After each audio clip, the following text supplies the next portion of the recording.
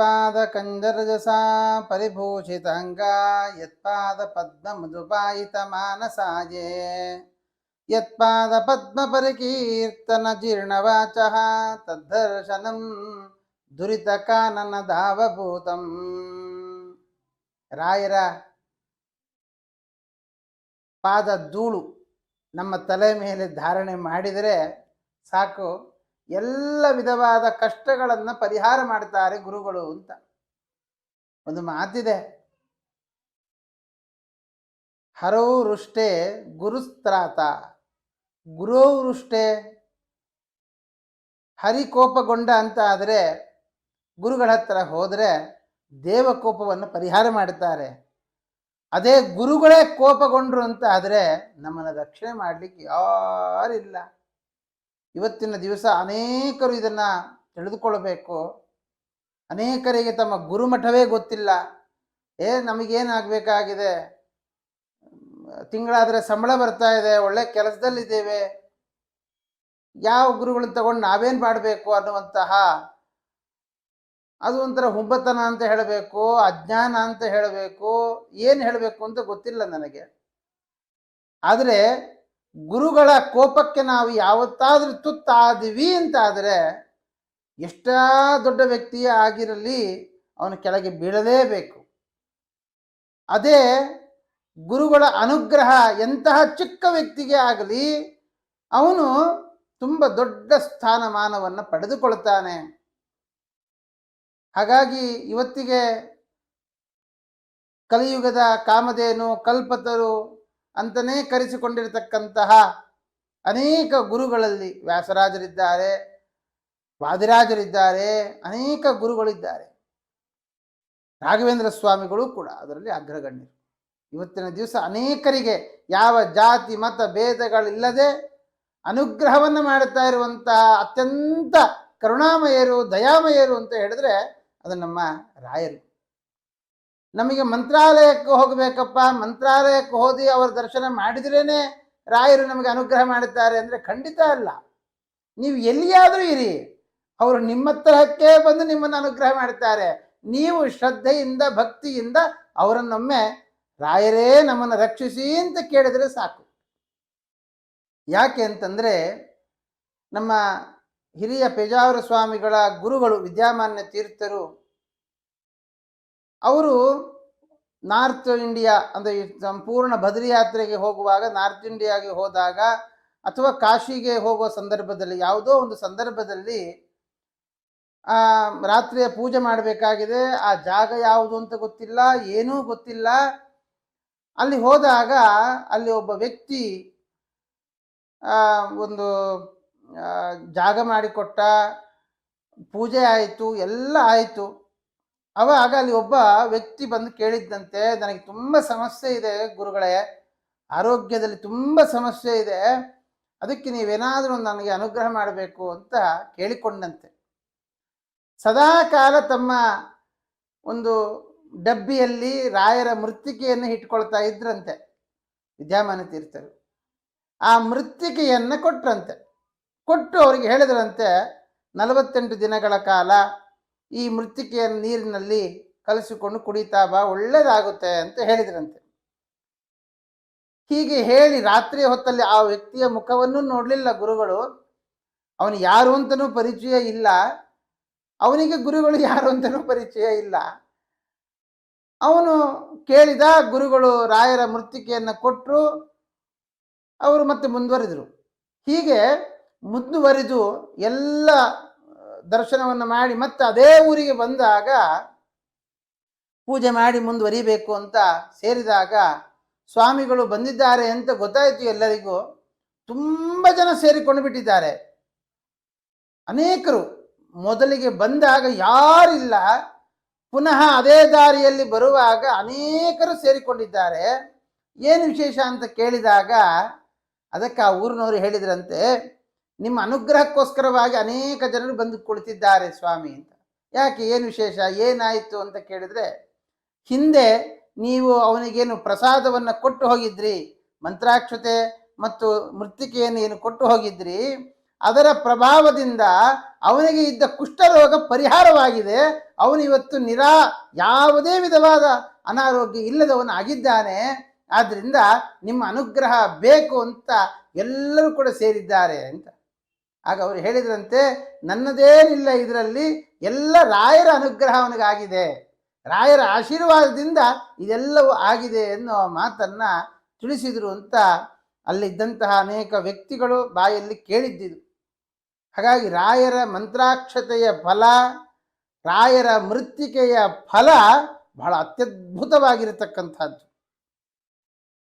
ಇದೇ ತರಹದಲ್ಲಿ ಇನ್ನೊಬ್ಬರಿಗೂ ಕೂಡ ಈ ವಿಶಿಷ್ಟವಾದ ಅನುಗ್ರಹ ರಾಯರು ಮಾಡಿದ್ದಾರೆ.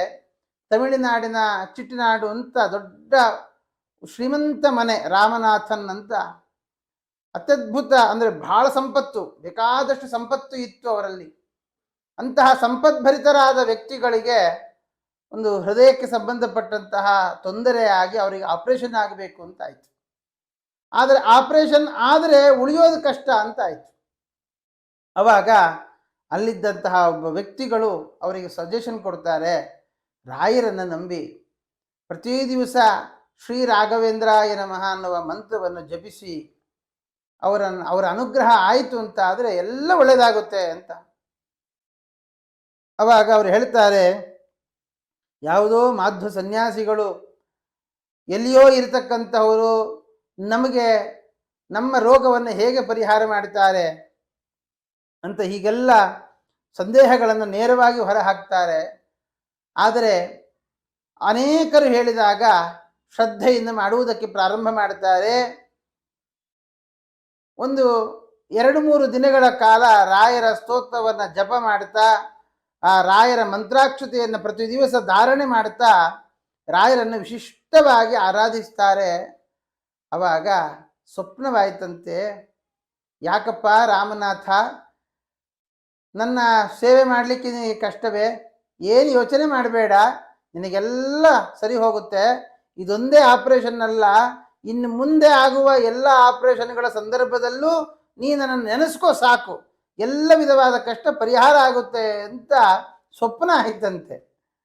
ಈ ಸ್ವಪ್ನ ಆದ ವಿಷಯವನ್ನು ಯಾರು ಪಾರಾಯಣ ಮಾಡು ಅಂತ ಹೇಳಿದ್ರು, ಯಾರು ಮಂತ್ರಾಕ್ಷತೆ ಕೊಟ್ಟರೋ ಅವರಿಗೆ ತಿಳಿಸಿದಾಗ ಧೈರ್ಯದಲ್ಲಿ ಆಪರೇಷನ್ ಮಾಡಿಸಿಕೊಳ್ಬೇಕು ಅಂತ ಅವರಿಗೂ ಅನಿಸ್ತಂತೆ. ಡಾಕ್ಟರ್ ಹೇಳಿದ್ರಂತೆ, ಬೇಡ, ಆಪರೇಷನ್ ಮಾಡಿದ್ರೆ ಉಳಿಯೋದು ಕಷ್ಟ ನೀವು ಅಂತ ಹೇಳಿದ್ರಂತೆ. ಆಗ ಅವ್ರು ಹೇಳಿದ್ರಂತೆ, ತೊಂದರೆ ಇಲ್ಲ, ನಾನು ಉಳಿದು ಏನಾಗಬೇಕಾಗಿಲ್ಲ, ಆದರೆ ರಾಯರು ಹೇಳಿದ್ದಾರೆ ಮಾಡಿಸಿಕೋ, ಒಳ್ಳೆಯದಾಗುತ್ತೆ ಅಂತ ಹೇಳಿದ್ದಾರೆ, ನೀವು ಮಾಡಿ ಅಂತ ಹೇಳಿದ್ರಂತೆ. ರಾಯರ ಮೇಲಿನ ಅಚಲವಾದ ಭಕ್ತಿ, ಅವರ ಮೇಲಿದ್ದಂತಹ ಶ್ರದ್ಧೆ ಭಕ್ತಿಗಳು ಅವರಿಗೆ ಯಾವ ತೊಂದರೆಯೂ ಆಗದೆ ಇದ್ದ ಅನಾರೋಗ್ಯವು ಪರಿಹಾರವಾಯಿತು. ಒಂದಲ್ಲ 2-3 ಆಪರೇಷನ್ಗಳಾದಾಗಲೂ ರಾಯರು ನಾನಿದ್ದೇನೆ, ಏನು ಯೋಚನೆ ಮಾಡಬೇಡ ಅಂತ ಸ್ವಪ್ನದಲ್ಲಿ ಸೂಚನೆ ಮಾಡಿದ್ರಂತೆ. ಆನಂತರ ಅನೇಕ ದಿನಗಳ ನಂತರ ಮತ್ತೆ ಸ್ವಪ್ನದಲ್ಲಿ ರಾಯರು ಕಾಣಿಸಿಕೊಂಡು ಹೇಳಿದಂತೆ, ಏನಪ್ಪ ರಾಮನಾಥ, ಇಲ್ಲೇ ಇರ್ತೀಯೋ ಮಂತ್ರಾಲಯಕ್ಕೆ ಬಂದು ದರ್ಶನ ಮಾಡ್ತೀಯೋ ಅಂತ ಕೇಳಿದ್ರಂತೆ. ಅವಾಗ ರಾಯರ ವಿಶಿಷ್ಟವಾದ ಅನುಗ್ರಹ ನನ್ನ ಮೇಲೆ ಆಗಿದೆ, ಅವರ ದರ್ಶನ ಮಾಡಬೇಕು ಅಂತ ಮಂತ್ರಾಲಯಕ್ಕೆ ಹೋದಾಗ ಆಗಿನ ಸನ್ಯಾಸಿಗಳಾಗಿರ್ತಕ್ಕಂತಹ ಪೀಠಾಧಿಪತಿಗಳು ಅವರು ಹೇಳಿದ್ರಂತೆ. ಇದೆಲ್ಲ ಕಥೆಯನ್ನು ಅವರಿಗೆ ಹೇಳಿದಾಗ ಬಹಳ ಸಂತೋಷವಾಗಿ, ರಾಯರ ವಿಶಿಷ್ಟವಾದ ಅನುಗ್ರಹ ಆಗಿದೆ, ಈ ಮಂತ್ರಾಕ್ಷತೆಯನ್ನು ತೆಗೆದುಕೊಳ್ಳಿ, ನೀವು ಪ್ರತಿನಿತ್ಯ ಧಾರಣೆ ಮಾಡಿ ಒಳ್ಳೆಯದಾಗುತ್ತೆ ಅಂತ ಹೇಳಿದ್ರಂತೆ. ಆದರೆ ತಾವು ಏನಾದರೂ ಒಂದು ಸೇವೆ ಮಾಡಬೇಕಲ್ವಾ ಅಂತ ವಿಚಾರ ಮಾಡಿದ್ರಂತೆ. ಏನಾಗಬೇಕು ನನ್ನಿಂದ ಅಂತ ಕೇಳಿದಾಗ, ಬೆಳ್ಳಿಯ ರಥವನ್ನು ಮಾಡಿಸಬೇಕು ಅಂತ ಇದ್ದೇವೆ ಅಂತ ಗುರುಗಳ ಬಾಯಲ್ಲಿ ಬಂದ ಕೂಡಲೇ ಸಂಪೂರ್ಣ ಜವಾಬ್ದಾರಿಯನ್ನು ಹೊತ್ತು ಅತ್ಯದ್ಭುತವಾಗಿ ಕೆಜಿಗಟ್ಟಲೆ ಬೆಳ್ಳಿಯ ರಥವನ್ನು ಮಾಡಿಸಿಕೊಟ್ರಂತೆ. ಇವತ್ತಿಗೂ ಕೂಡ ಅದೇ ಬೆಳ್ಳಿಯ ರಥದಲ್ಲಿ ಪ್ರಹ್ಲಾದರಾಜರ ಉತ್ಸವ ನಡೀತದೆ. ಈ ಜೀವವನ್ನು ಧಾರಣೆ ಮಾಡಿದ ದೇಹದ ರಥವನ್ನು ಉಳಿಸಿದ ರಾಯರಿಗೆ ಬೆಳ್ಳಿಯ ರಥವನ್ನು ಮಾಡಿಸಿಕೊಟ್ಟವರು ರಾಮನಾಥರು, ಅವರ ಕುಟುಂಬ. ಹಾಗಾಗಿ ಮಂತ್ರಾಕ್ಷತೆ ಅಂತ ಹೇಳಿದರೆ ಕೇವಲ ಅಕ್ಕಿ ಕಾಳು ಅಂತ ತಿಳಿದುಕೊಳ್ಳಬೇಡಿ. ಮಂತ್ರಾಕ್ಷತೆ ಬರೀ ಅದು ಅಕ್ಷತೆ, ಅಕ್ಕಿ ಕಾಳು ಅನ್ನೋದು ಅಕ್ಷತೆ ಅಷ್ಟೇ. ಅದು ಯಾಕೆ? ಅದು ಅರಿಶಿಣದ ಬಣ್ಣದ್ದು, ಕೆಂಪು ಬಣ್ಣದ್ದು. ಆದರೆ ಮಂತ್ರಾಲಯದ ಕೆಂಪು ಬಣ್ಣದ ಅಕ್ಕಿ ಕಾಳು ಏನಿದೆ, ಅದು ಗುರುಗಳ ಕೈಯಿಂದ ಬಂತು ಅಂತ ಆದರೆ ಅದು ಮಂತ್ರಪೂತವಾಗಿರುತ್ತೆ. ಮಂತ್ರ ಕೇವಲ ಅಲ್ಲ, ಅರಿಶಿನ ಸುಣ್ಣವನ್ನು ಮಿಶ್ರ ಮಾಡಿ ಅದರಲ್ಲಿ ಅಕ್ಕಿಯನ್ನು ಬೆರೆಸಿ ಅದನ್ನು ಜಪ ಮಾಡಿ ಅದನ್ನು ಗುರುಗಳಿಗೆ ಅರ್ಪಿಸಿ ಅವಿಂದ ನಮಗೆ ಬರ್ತಕ್ಕಂಥದ್ದು. ಅದು ಕೇವಲ ಅಕ್ಕಿ ಕಾಳಲ್ಲ, ಅದು ಮಂತ್ರಪೂತವಾದ ಅಕ್ಷತೆ. ಅವಾಗ ಅದು ಮಂತ್ರಾಕ್ಷತೆ ಆಗುತ್ತೆ. ಅಂತಹ ಮಂತ್ರಾಕ್ಷತೆಯನ್ನು ನಾವು ಪ್ರತಿನಿತ್ಯ ಧಾರಣೆ ಮಾಡಿದರೆ ಸಾಕಂತೆ. ಹಿಂದೊಮ್ಮೆ ಕಾಲದಲ್ಲಿ, ಇದು ತುಂಬ ಹಿಂದೆ ನಡೆದ ಘಟನೆ, ಒಬ್ಬ ಬ್ರಾಹ್ಮಣ ರಾತ್ರಿಯ ಹೊತ್ತಲ್ಲಿ ತುಂಬ ತಡವಾಗಿದೆ, ಮನೆಗೆ ಹೋಗಬೇಕು. ಆ ಸಂದರ್ಭದಲ್ಲಿ ಕಾಡಿನಲ್ಲಿ ದಾಟಿಕೊಂಡು ಬರಬೇಕು. ಆದರೆ ಆ ಕಾಡಿನಲ್ಲಿ ಬ್ರಹ್ಮರಕ್ಷಸಿತ್ತಂತೆ. ಆ ಬ್ರಹ್ಮರಕ್ಷಸಿನ ಬಾಧೆ ನಮಗೆ ಬಹಳ ತೊಂದರೆ ಕೊಡುತ್ತೆ, ಹೋಗೋದಕ್ಕೆ ಭಯ ಪಡ್ತಾನೆ.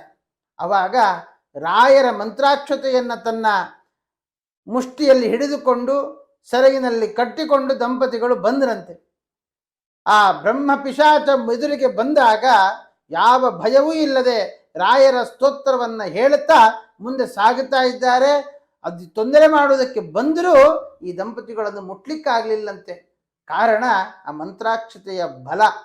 ಹಾಗಾಗಿ ಯದ್ವೃಂದಾವನ ಮಾಸಾಧ್ಯ ಕಂಜೋಪಿ ವಾಚನ ಅಂತ ಅಪ್ಪಣ್ಣಾಚಾರ್ಯ ಹೇಳಿದ ಹಾಗೆ, ರಾಯರ ಸ್ತೋತ್ರದ ಪಾರಾಯಣ, ರಾಯರ ಮಂತ್ರಾಕ್ಷತೆಯನ್ನು ಧಾರಣೆ ಮಾಡೋದು, ರಾಯರ ಮೃತ್ತಿಕೆಯನ್ನು ಧಾರಣೆ ಮಾಡೋದು, ಇದೆಲ್ಲವೂ ಕೂಡ ಅತ್ಯದ್ಭುತ ಫಲದಾಯಕವಾಗಿದೆ. ಆದ್ದರಿಂದ ಯಾರೂ ಕೂಡ ಮಂತ್ರಾಕ್ಷತೆಯನ್ನು ಅದನ್ನು ವ್ಯರ್ಥ ಮಾಡಬೇಡಿ, ಅದನ್ನು ಪ್ರತಿನಿತ್ಯ ಧಾರಣೆ ಮಾಡ್ತಾ ಬನ್ನಿ. ಅದರಿಂದ ನಿಮ್ಮ ಎಲ್ಲ ಕಷ್ಟಗಳು ಕೂಡ ಪರಿಹಾರವಾಗುತ್ತೆ ಅಂತ ಹೇಳ್ತಾ ಶ್ರೀಕೃಷ್ಣಾರ್ಪಣಮಸ್ತು.